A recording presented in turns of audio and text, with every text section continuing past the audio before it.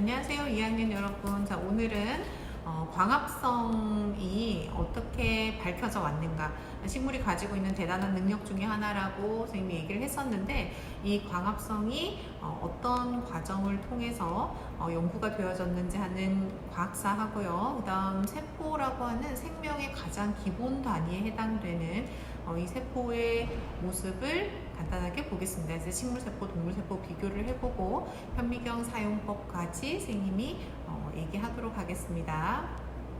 자, 먼저 1630년에 헬몬트라고 하는 식물학자가 버드나무를 가지고 한 실험을 선생님이 보여줄 텐데요.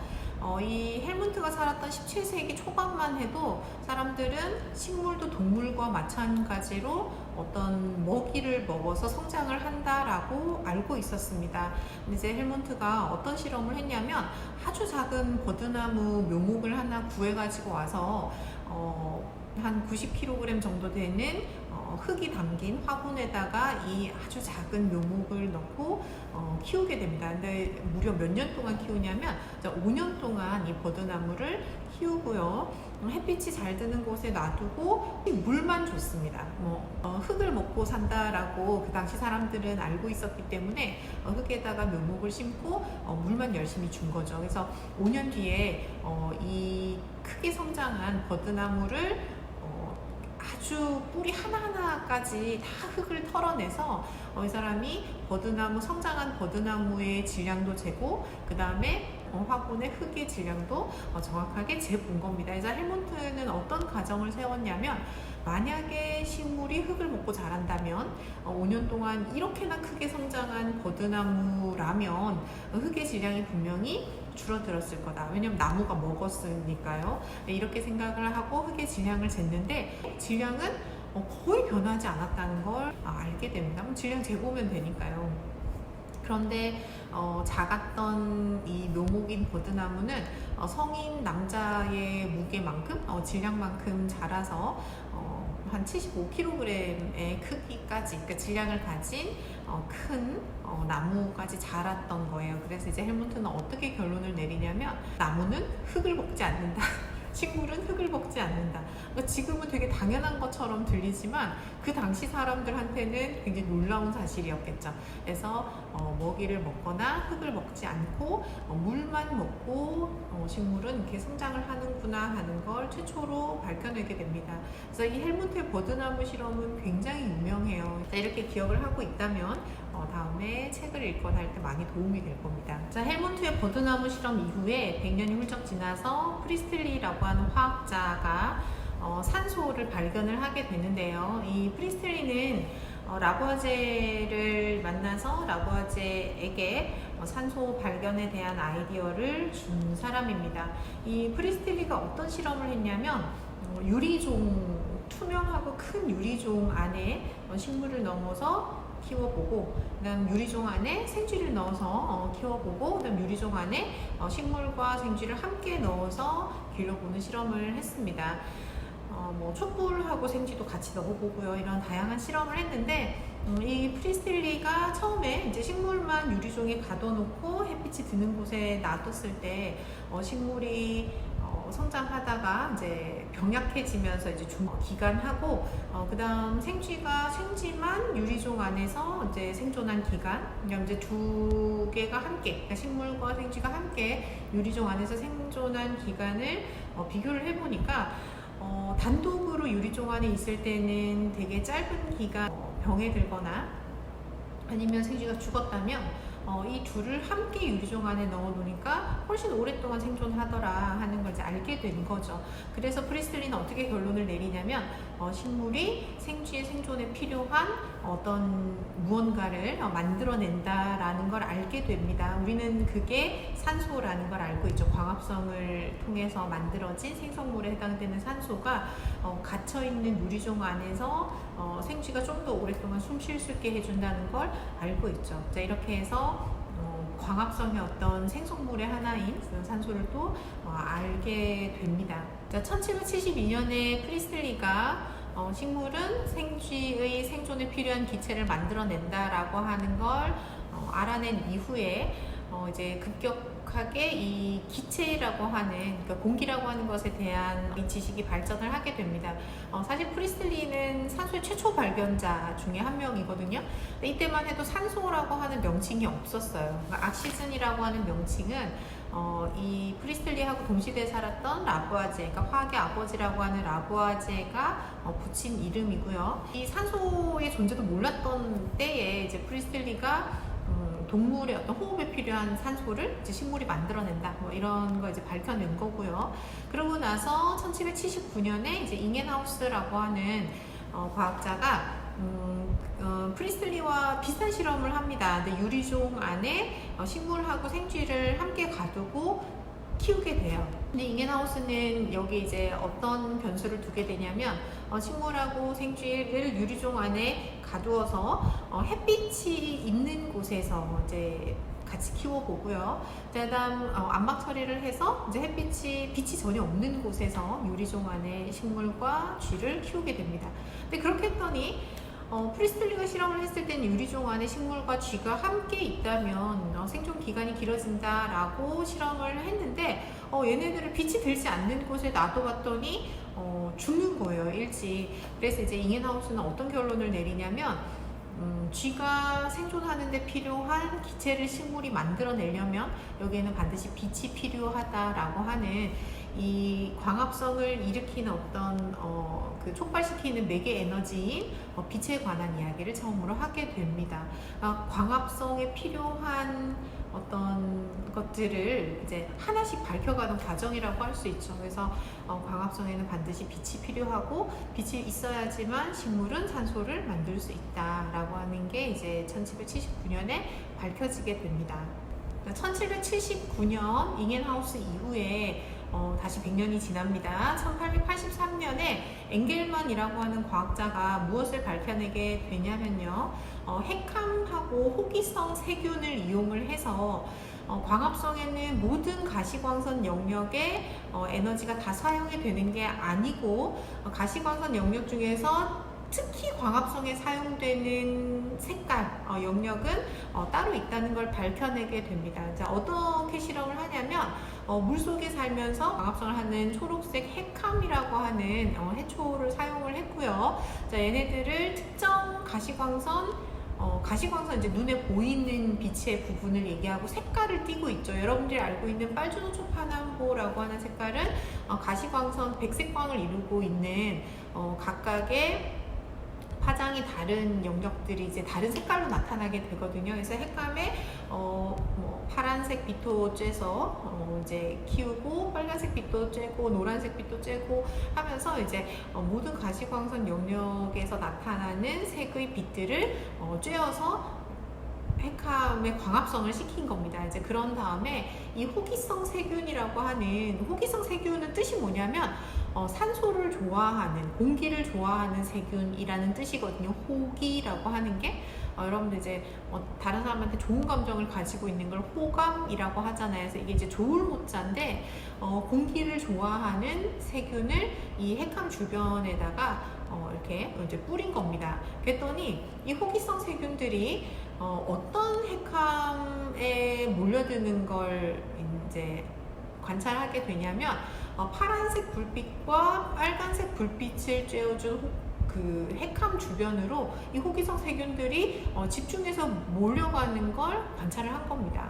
근데 얘네들은 산소가 있어서 호흡을 해야 되고 그 산소를 좋아하는 세균들이잖아요. 필요로 하고 좋아하는 세균인데 이 호기성 세균들이 파란색 빛과 빨간색 빛을 쬐어준 핵감 주변에 모인다는 얘기는 그 부분에서만 특히 광합성의 생성물에 해당되는 산소가 많이 발생했다는 걸 얘기하거든요.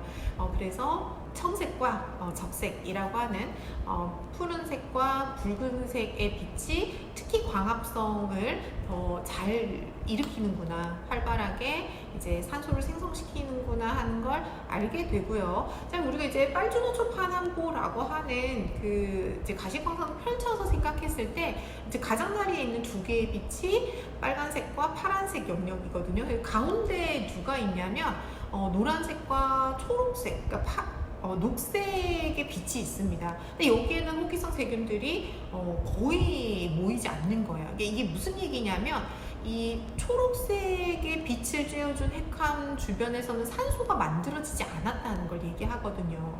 그러니까 광합성에는 초록색 빛은 필요가 없는 거예요. 그냥 광합성을 일으키지 못하는 파장이기 때문에 그래서 이게 특정 영역의 빛이 광합성에 관여를 하는구나 라는 걸 알게 되고요.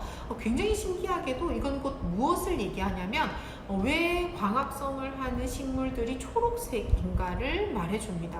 여러분들 1학년 때 우리가 빛 배울 때 사람의 눈에 인지되는 색깔이라고 하는 건 그 물체가 흡수하지 못하고 반사시켜서 튕겨 보내주는 빛이 인간의 눈에 들어와서 어떤 그 물체 고유 색으로 나타난다 이렇게 배웠거든요. 그럼 이렇게 생각해 볼 수 있죠.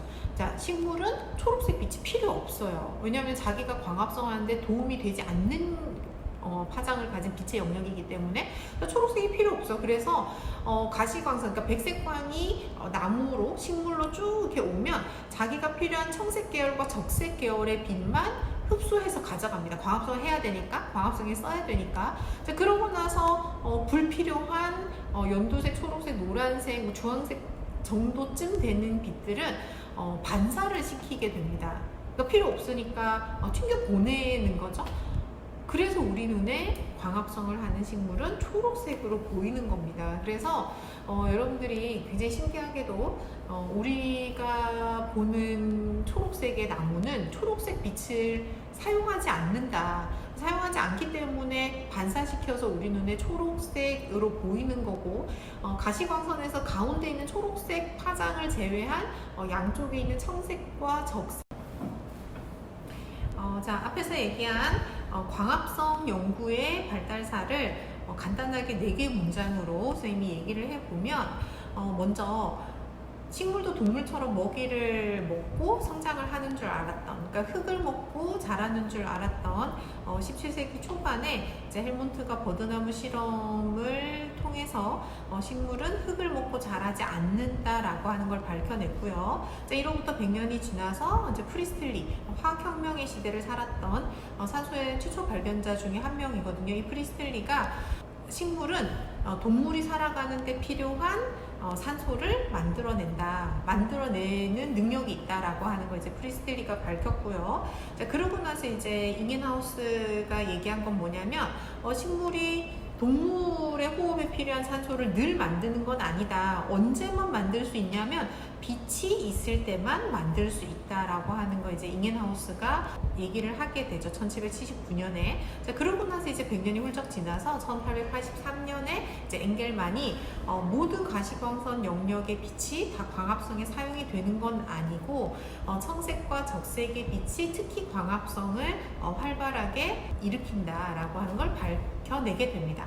그러니까 식물은 흙을 먹지 않는다. 식물은 산소를 만들어낸다. 자, 그런데 식물이 산소를 만들려면 반드시 빛이 있어야 된다. 이 빛을 모두 다 쓰는 게 아니라 청색과 적색 계열을 특히 광합성에 집중적으로 끌어다 쓴다. 자, 이렇게까지 밝혀진 거죠. 선생님이 식물세포하고 동물세포를 보여줄게요. 이제 세포라고 하는 건 뭐냐면 훅이라고 하는 과학자가 처음으로 발견한 이게 이제 세포거든요. 로버트 훅이라고 하는 과학자가 최초로 세포라는 걸 발견을 하게 돼요. 근데 이 세포라고 하는 건 살아있는, 유기적으로 활동하는 살아있는 단위 중에서는 제일 작은 애라고 보면 돼요. 이제 세포를 소기관으로 더 쪼개버리면 얘네들은 단독으로 살 수가 없고요. 세포라고 하는 건 생명활동을 하는 가장 기본적이고 작은 단위, 그러니까 생명체를 이루고 있는 제일 작은 단위, 이렇게 여러분들이 알면 됩니다. 식물세포하고 동물세포는 약간의 차이점이 있는데요. 식물세포 같은 경우에는 모양이 딱딱해요. 약해요. 그 다음에 세포와 세포 간에 물질 교환이 거의 일어나지 않습니다. 그러니까 세포가 세포벽이라고 하는 단단한 벽 속에 이렇게 하나하나가 갇혀 있고요. 동물 세포는 그러지 않습니다. 굉장히 유연한 세포질을 가지고 있을 때 동물 세포는 건강한 세포다 이렇게 얘기를 하거든요. 만약에 여러분들 몸을 이루고 있는 세포가 다른 세포나 자기를 지나가고 있는 어떤 액체랑 물질 교환을 활발하게 이루지 못하면 그 사람은 노화가 빨리 진행이 돼요.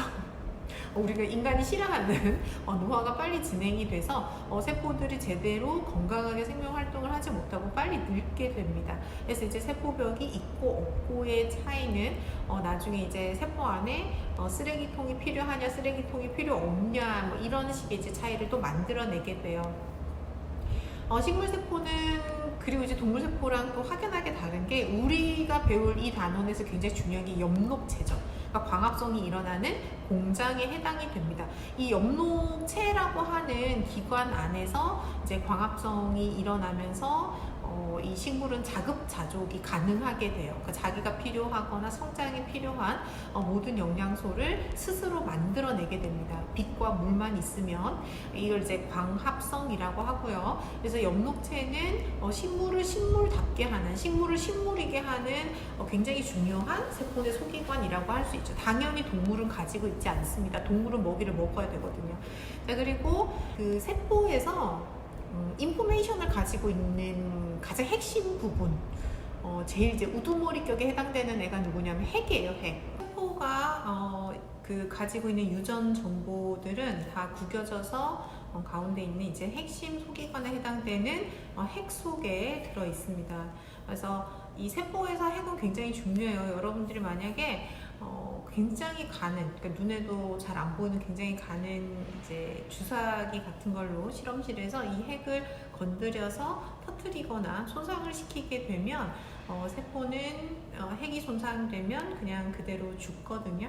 그래서 이제 그 정도로 굉장히 중요하고, 나중에 이제 세포가 자기하고 똑같은 딸세포, 그러니까 자식세포를 만들거나 할 때 이 DNA가 복제된다든지 하는 것들이 굉장히 중요하게 됩니다. 이제 핵이라고 하는 유전물질을 가지고 있는 이제 핵심 소기관이 있고요. 그 밑에 보면 미토콘드리아라고 있죠. 미토콘드리아가 완전 벌레처럼 생겼어요. 처음에 이런 다세포 생물이 생기기 전에 단독으로 살아갔던 이제 벌레 같은 애인데, 지금은 생물의 몸속으로 세포 내로 들어가서 이제 공생관계에 있다 이렇게 얘기를 많이 합니다. 이 미토콘드리아 같은 경우에는 세포가 생명 활동에 필요한 모든 에너지를 만들어서 제공해주는 역할을 하는 또 이제 중요한 소기관이라고 할 수 있습니다.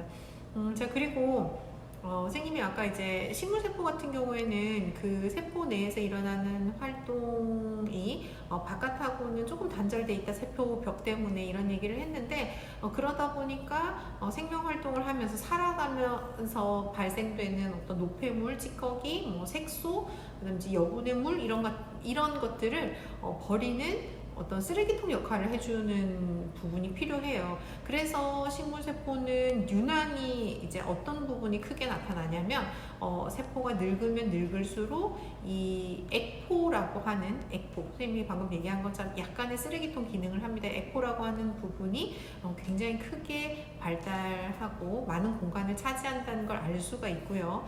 동물세포는 액포가 있긴 하지만 발견이 잘 안 되거나 혹은 안 나타나기도 합니다. 왜냐하면 동물세포는 살면서 필요한 물질들은 밖에서 굉장히 빨리빨리 가지고 오고, 자기가 살아가면서 만들어낸 노폐물, 찌꺼기 혹은 불필요한 것들은 굉장히 즉각적이고 빠른 속도로 자신의 몸 밖으로 버려야 이제 건강한 활동을 할 수가 있거든요. 그래서 동물세포는 액포가 없다라고 100% 없다라고 얘기할 수는 없지만 거의 발견이 되지 않는다, 이렇게 이해를 하면 됩니다. 왜냐하면 그냥 밖으로 내보내요, 동물세포는. 근데 식물세포는 그게 되지 않기 때문에 세포 하나하나가 모두 이제 큰 액포를 가지고 있다, 이렇게 이해하면 됩니다. 자, 그리고 이제 세포의 동그란 형태를 유지시켜주는 건 그 안을 가득 채우고 있는 단백질 물질인 세포질하고요. 그 다음에 얘가 이렇게 흐트러지지 않게, 그러니까 흐물어지지 않게 바깥쪽을 싸고 있는 세포막이라고 하는 인지질로 이렇게 덮여 있습니다. 거기에 식물세포만 세포벽이 하나 더 있는 거고요. 이 로버트 쿡이 17세기 중반에 이 세포라고 하는 걸 제일 처음에 발견했을 때, 그때 이제 배율이 그렇게 높지 않은 조잡한 망원경이었겠지만, 현미경이었겠지만, 현미경으로 코르크라고 하는 식물을 관찰을 하다가 거기에 구멍이 뻥뻥뻥 뚫려 있는, 처음 보는 이제 작은 구멍들을 발견을 한 거예요. 그게 이제 코르크 세포의 죽은 모습을 훅이 이제 처음 발견을 한 건데, 이 작은 방들이 마치 연이어서 있는 것처럼 이렇게 쭉 이렇게 구멍이 나 있는 걸 보고 로버트 훅이 거기에다가 작은 방이라는 뜻에서 이제 셀이라고 이름을 붙이게 됩니다. 그게 이제 지금 세포를 의미하는 셀이라고 하는 단어의 이제 출발점이었다고 보면 돼요. 이 세포는 크기가 너무 작아서 육안으로, 그러니까 맨눈으로 볼 수가 없어요. 그러니까 맨눈으로 볼 수 있는 세포는 정말 손에 꼽을 정도로 몇 개 안 됩니다. 근데 현미경을 통해서만 지금 볼 수 있기 때문에 우리가 이 단원에서 이제 엽록체를 본다든지 아니면 이제 뭐 핵을 관찰한다든지 여기에서 만들어진 녹말을 검출한다든지 할 때 현미경을 쓸 거거든요. 이 현미경이라고 하는 도구의 구조를 선생님이 간단하게 얘기를 해주도록 하겠습니다. 잠깐 카메라 좀 돌릴게요. 자, 이렇게 선생님이 지금 현미경, 우리 학교에 있는 현미경을 하나 가지고 왔는데요. 여기 보면 눈을 대는 곳이 있죠. 눈을 이렇게 대는 곳, 여기가 이제 저반 렌즈에 해당이 되고요. 이 렌즈와 대물 렌즈 사이를 연결하는 요 빈 통을 경통이라고 합니다. 자, 여기가 저반 렌즈, 이제 눈에 접하는 렌즈라는 뜻을 가지고 있고, 여기 아래쪽에 보면 선생님 오른손바닥이 닿고 있는 부분 보이죠? 자, 여기에도 볼록 렌즈가 하나 있는데, 이 렌즈는 물체를 대하는 렌즈라는 뜻에서 이제 대물 렌즈라고 부르고요. 자, 저반 렌즈랑 대물 렌즈를 연결하는 이 부분이 경통에 해당이 되고, 이 현미경 같은 경우에는 지금 미동 나사가 없습니다. 조동 나사로만 이루어져 있고, 선생님이 초점을 맞춰보니까 요 나사 하나가 충분히 기능을 하는 것 같아요. 그래서 이제 미동 나사가 없는 현미경이고, 여기 아래쪽에 보면 선생님이 이제 표본이라고 부르는 이제 프레파라트를 놓는 재물대가 얘는 바닥에 붙어 있습니다. 현미경은 만드는 회사마다 약간씩 구조가 다르거든요. 근데 얘는 이제 재물대가 바닥에 붙어 있고, 이 이제 측면에서 지금 이제 광원이 뭐냐면 밝게 보이게 하기 위해서 빛을 전기로 이제 빛을 쏴주는 부분이 측면에 이렇게 여기 보이나요? 여기에서 지금 빛이 나오거든요. 측면에서 빛이 나오는 현미경이라고 할 수 있습니다. 이렇게 빛을 초과시켜서 물체를 확대해서 보여주는 현미경을 광학 현미경이라고 하거든요. 그래서 이제 광학 현미경의 한 형태라고 할 수 있습니다. 자, 어떻게 현미경을 쓰냐면 사실 여러분들 익숙해지고 나면 굉장히 간단하거든요. 제일 난감해하는 부분이 이제 프레파라트 만드는 거일까요? 자, 표본 만드는 걸 알려줄게요. 자, 요거 지금 마이크로 슬라이드라고 적혀 있는 거 보이죠? 이게 이제 받침유리라고 해서 직사각형으로 길쭉하게 생긴 이제 받침입니다. 잘 보일지 모르겠어요. 자, 요렇게 생긴, 투명해서 잘 안 보이나요? 자, 요렇게 생긴 이제 슬라이드 글라스 위에다가 내가 보고자 하는 확대해서 보고자 하는 물체를 여기에다가 올리면 돼요. 선생님 지금 나뭇잎을 하나 떼왔어야 되는데 못 가지고 와서 종이를 하나 올려볼게요. 자, 슬라이드 글라스, 자, 혹은 받침유리라고 합니다. 자, 받침유리 위에다가 자기가 확대해서 보고자 하는 물체를 최대한 얇게, 자, 광학 현미경은 빛이 투과해야지만 보이거든요. 아주 얇게 이렇게 슬라이드를 하든 껍질을 떼내든 뭐 이렇게 해서 조각을 낸 다음에 여기에다가 받침유리에다가 올립니다. 자, 받침유리에 올리고 이제 커버 글라스, 그러니까 덮개 유리를 완전히 밀착시키기 위해서 물을 한 방울 뿌리기도 하고요. 혹은 여기 이제 염색을 시키기 위한 염색약을 뿌리기도 하거든요. 자, 선생님은 물을 한 방울 뿌려 볼게요. 자, 물을 한 방울 떨어뜨립니다. 자, 그런 다음에 여기에 덮개 유리를 덮어줄 텐데 굉장히 작고 얇습니다. 잘 안 보이나요? 여기에 이제 마이크로 커버 글라스라고 적혀 있거든요. 이제 커버 글라스를 덮어 볼게요. 자, 커버 글라스는 너무 가늘어서 테이블 같은 데 떨어뜨리면 잘 안 보일 정도로 자, 얇아요. 자, 커버 글라스를 자, 반짝반짝 보이죠?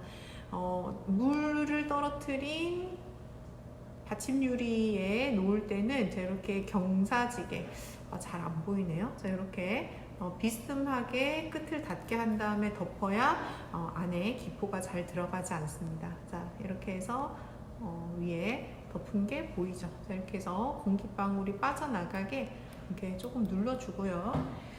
그러고 나서 혹시 염색약이나 물이 지나치게 많아서 흥건하게 고여 있으면, 또 염색약은 너무 많으면 오히려 광학현미경 확대할 때 방해가 되기도 하거든요. 그래서 이때 이런 흡습지 같은 걸로 남은 물과 염색약을 이렇게 흡수시켜주면 돼요. 자, 이렇게 되면 프레파라트, 혹은 표본이라고 하는 게 이제 완성이 된 겁니다. 자, 얘를 재물대 위에다가 올려놓고 관찰을 할 거예요. 자, 보이죠? 반짝반짝. 자, 얘를 재물대 위에다 이렇게 놓고 관찰을 하면 돼요. 자, 이렇게 올려놓은 다음에는 이제 초점을 맞추면 돼요. 자기 눈앞에 이제 상이 보이게만 만들면 됩니다.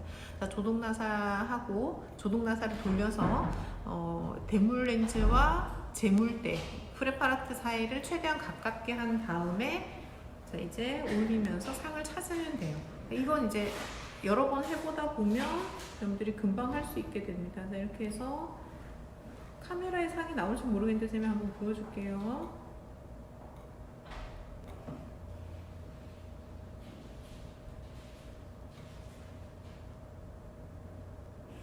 보통 상을 찾을 때는 저배율에서 고배율 순서로 이제 옮겨가면서 상을 찾으면 좋거든요. 그러니까 저배율로 상을 찾으면 작긴 작지만 전체적인 윤곽을 보기 좋고요. 그 다음에 이제 배율을 높이면 내가 보고자 하는 그 표본의 어떤 특정 부분만 이제 크게 확대해서 볼 수 있습니다. 잠시.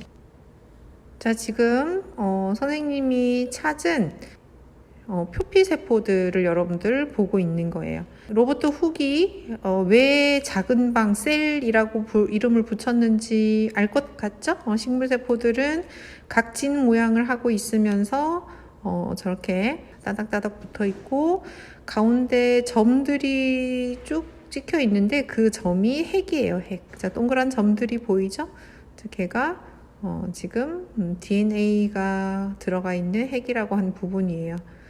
자, 양파 껍질을 벗기면 여러분들도 굉장히 쉽게 볼 수 있는 세포들의 모습입니다. 자, 여기까지 할 수 있겠죠? 자, 시간 여유가 되고 여러분들 학교에 와서 좀 시험 범위 나가는 것 말고 진도 나가는 것 말고 여유가 있으면 자주 가지고 놉시다. 현미경.